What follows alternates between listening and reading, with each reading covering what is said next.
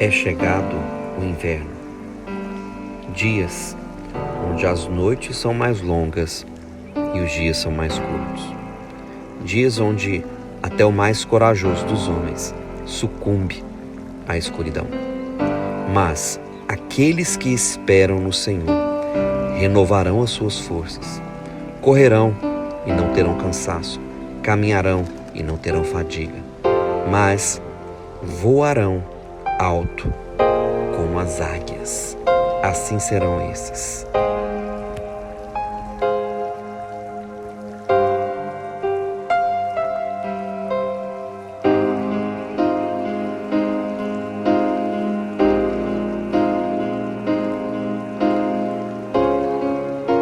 Shalom, meus queridos. Vamos para o vídeo de hoje, né? Boa noite.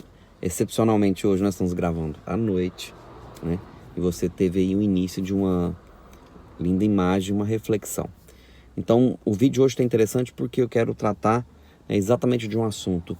O ano mais difícil de se viver no planeta aconteceu, então, no ano de 536. Enquanto eu vou estar falando aqui, você vai ver aqui a questão do vídeo, que vai passar aqui ao lado. No ano de 536, o que acontece? Nenhum ano de 2020, né, que nós vivemos hoje, foi pior do que esse ano de 536, ok? 536 acontece um evento que dura aproximadamente 15 meses, também chamado de Idade das Densas Trevas, ou Idade das Trevas, ok? Aqui ao lado você acompanha algumas imagens. E cientistas tentaram explicar, né, de várias maneiras o que aconteceu no ano de 536.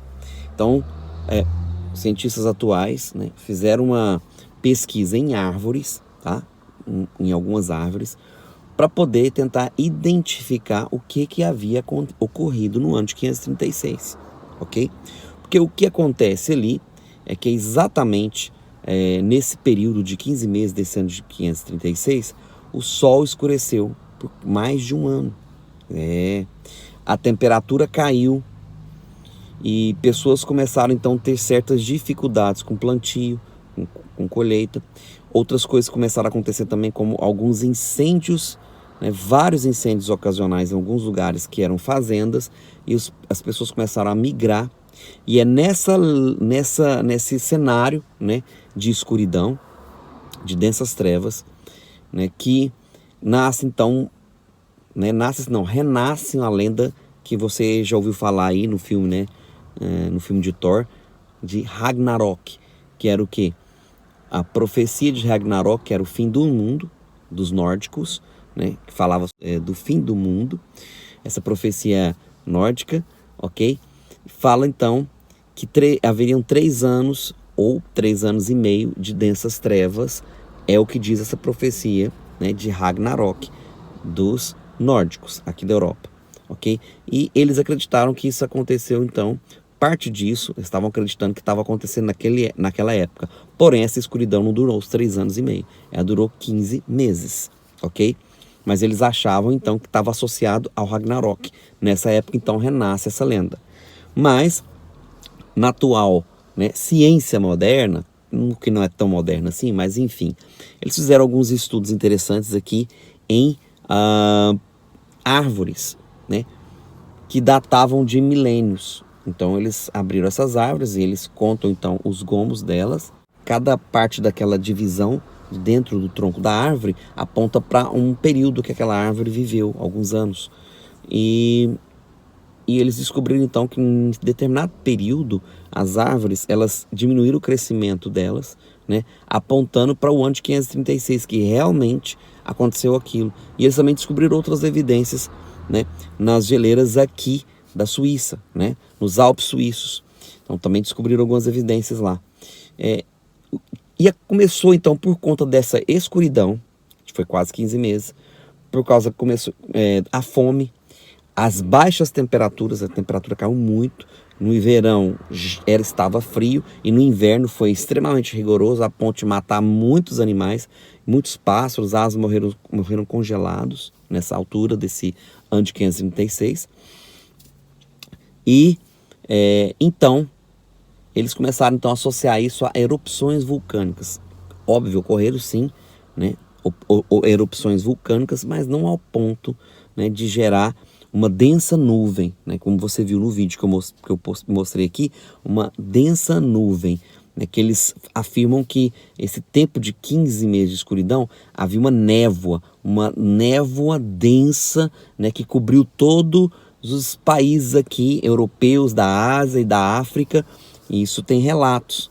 Então essa névoa, eles associaram então a erupções vulcânicas. Mas nós, né, que hoje entendemos verdadeiramente, né, a palavra de Deus, o que a palavra nos diz, como é a verdadeira geologia do nosso planeta, né, do nosso mundo, né, como é que funciona o nosso mundo real, não fake, não a bola, mas nós entendemos que está associado então a uma suposta inversão do campo magnético da Terra, ou um realinhamento desse campo magnético. E isso está associado a esse campo magnético do nosso planeta. Ok? Então, as teorias que falavam sobre as questões de erupções vulcânicas não foram muito plausíveis, porque isso aconteceu então a nível mundial. Não foi só, vamos dizer assim, localizado em determinada região da Europa, ou determinada região da Ásia, não.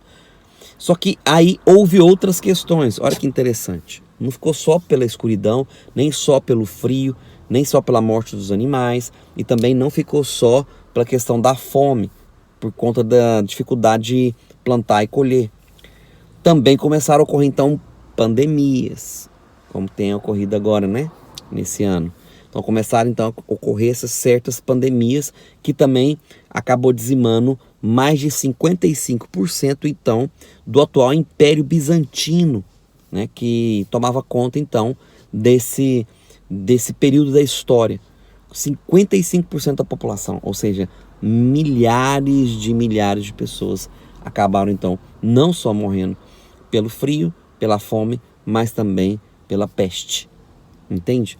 Então, cientistas chegaram então, e os historiadores, perdão, chegaram então à conclusão que o ano de 536 foi o pior ano da história da humanidade. Ok? Pode pesquisar sobre o assunto, é interessante. Mas eu digo para você, nós que estudamos aqui escatologia sabemos então que a profecia escatológica nos mostra e nos fala que ainda haverá um tempo mais difícil ainda, tá? Que vai ter coisas semelhantes a que aconteceu no ano de 536. Entende isso?